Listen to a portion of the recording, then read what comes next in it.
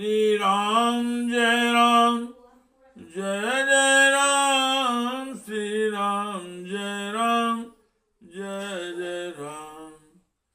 श्री राम जय राम जय जय राम। श्रीमद् वाल्मीकि रामायण का किष्किंधा कांड का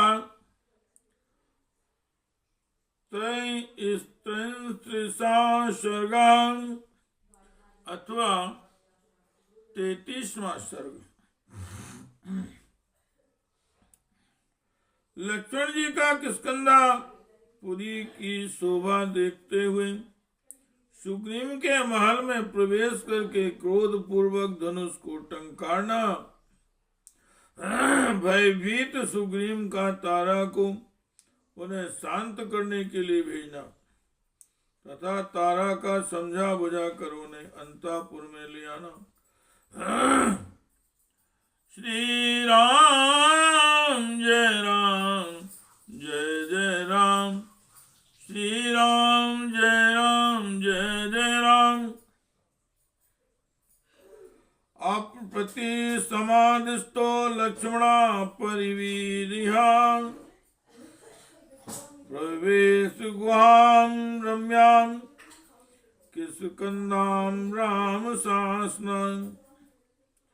इधर गुफा में प्रवेश करने के लिए अंगद के प्रार्थना करने पर शत्रु वीरों का संहार करने वाले लक्ष्मण ने श्री राम जी की आज्ञा के अनुसार किष्किंधा नामक रमणीय गुफा में प्रवेश किया। द्वारस्था हरयस्तत्र महाकाया महाबला बभूव लक्ष्मणं दृष्ट्वा सर्वे प्राञ्जलया स्थिता।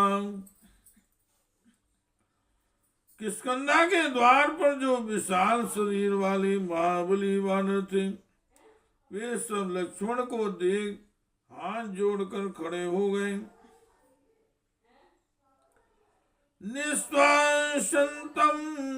निश्वसंतं तूतं दृष्ट्वा क्रुद्धं दशरथात्मजं बभूवुर्हर्यस्तस्तानं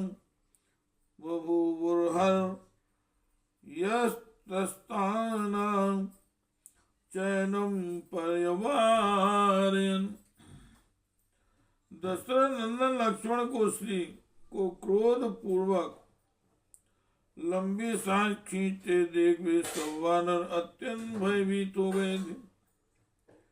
इसलिए वे उन्हें चारों ओर से घेर कर उनके साथ साथ नहीं चल सके। शतां रत्नमयीं दिव्यां श्रीमान् पुष्पितकाननं रम्यां रत्नसमाकीर्णां ददर्शुं महतीं गुहां। श्रीमान लक्ष्मण ने द्वार के भीतर प्रवेश करके देखा किष्किंधापुरी एक बहुत बड़ी रमणीय गुफा के रूप में बसी हुई है। वह रत्नमयी पुरी नाना प्रकार के रत्नों से भरी पूरी होने के कारण दिव्य शोभा से संपन्न है। वहां के वन उपवन फूलों से सुशोभित दिखाई देते हैं। हार्न प्रासाद संवाधान जाना रत्नोपशोभितां सर्वकाम फलेर वृक्षं पुष्पिते रूप शोभितां।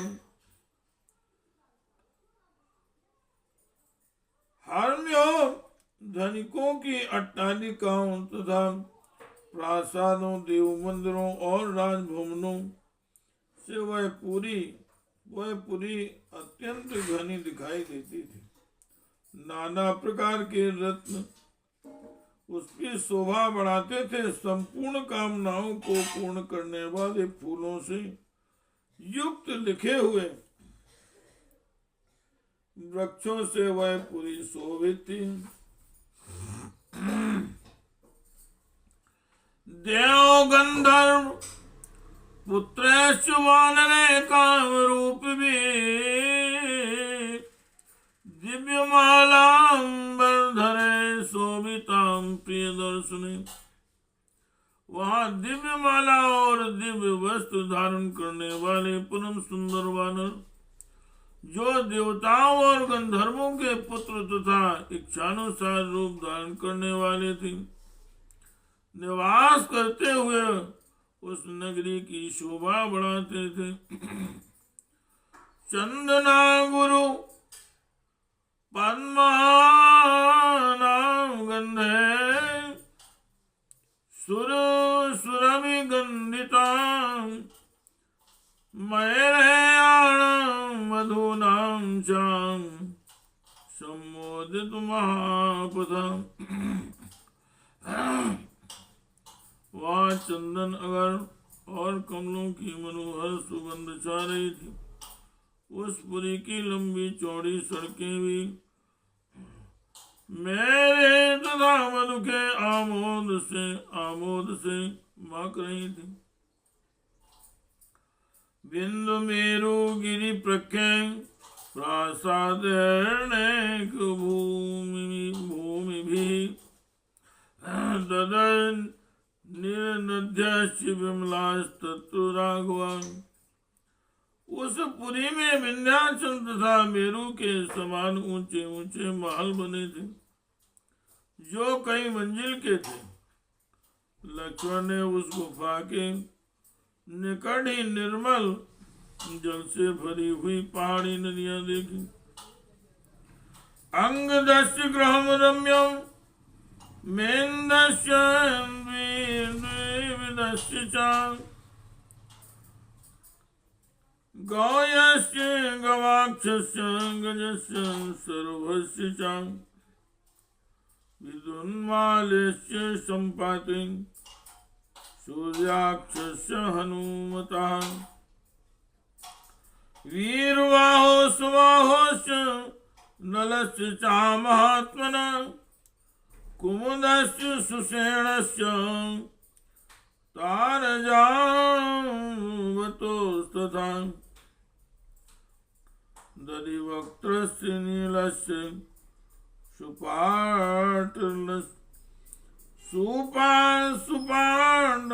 सुपाण्डलसुनेत्रयोः एतेषां कपिमुख्यानां राजमार्गे महात्मनां ददर्श गृहमुख्यानि महासाराणि लक्ष्मण। उन्होंने राजमार्ग पर अंगद का रमणीय गज सरब विद्युन्माली संपाति उन्होंने राजमार्ग पर अंगद का रमणीय भवन देखा। साथ ही वहां मेन्दुविद गवाक्ष गज सरब विद्युन्माली संपाति सूर्याक्ष हनुमान वीरबाहु सुबाहु महात्मा नल कुमुद सुसेन तार जाम्बांधनी मुख नील सुपाटन और सुनेत्र इन महामनुष्य वानर शिरोमणियों के भी अत्यंत सुधर श्रेष्ठ भवन लक्ष्मण को दृष्टि गोचर हुए। भी सबके सब राजमार्ग पर ही बने हुए थे। पांडुराम प्रकाशानि गंधमाल्ययुतानि च प्राभून्धान्यानि स्त्रीरत्ने सुशोभितानि च। वे सभी भवन श्वेत बादलों के समान प्रकाशित हो रहे थे। उन्हें सुगंधित पुष्प मालाओं से सजाया गया था। वे प्रचुर धन धान्य से संपन्न तथा रत्न स्वरूपा रमणियों से सुशोभित थे।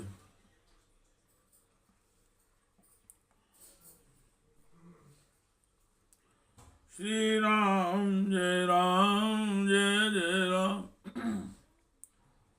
पांडुरेण तु शैले परिचित्तं दुरासदं वानरेन्द्र ग्रहं रम्य महेन्द्र साधनोपमम्।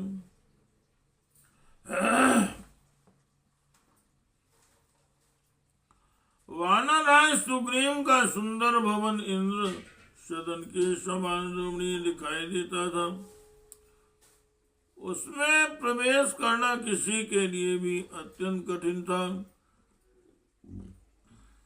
वह श्वेत पर्वत की 4 दीवारें से घिरा हुआ था।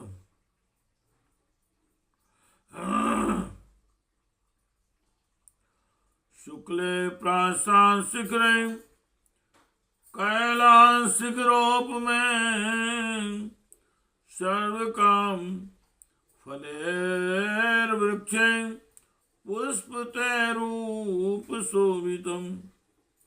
कैलाश शिखर के समान श्वेत प्रसाद, कैलाश शिखर के समान श्वेत प्रासाद, शिखर तथा समस्त मनोरथों को पूर्ण करने वाले फलों से युक्त पुष्पित दिव्य वृक्ष उस राजभवन की शोभा बढ़ाते थे। महेंद्र दत्त श्रीमन वीरनील जीमूत सन्निभय दिव्य पुष्प फलेर वृक्ष शीतक्षाय मनोरमे।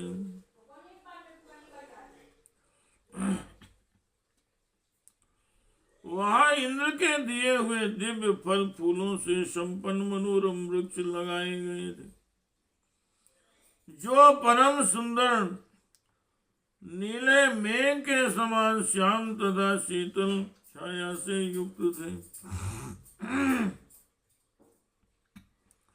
हरिभि समृद्वारम वलिभि शास्त्र पाणिभि दिव्यमाल्यावृतं शुभ्रं तप्त कांचन तोरणम्। अनेक बलवान वानर हाथों में हथियार लिए उसकी जोड़ी पर पहरा दे रहे थे। वह सुंदर महल दिव्य मालाओं से अलंकृत था और उसका बाहरी फाटक पक्के सोने का बना हुआ था।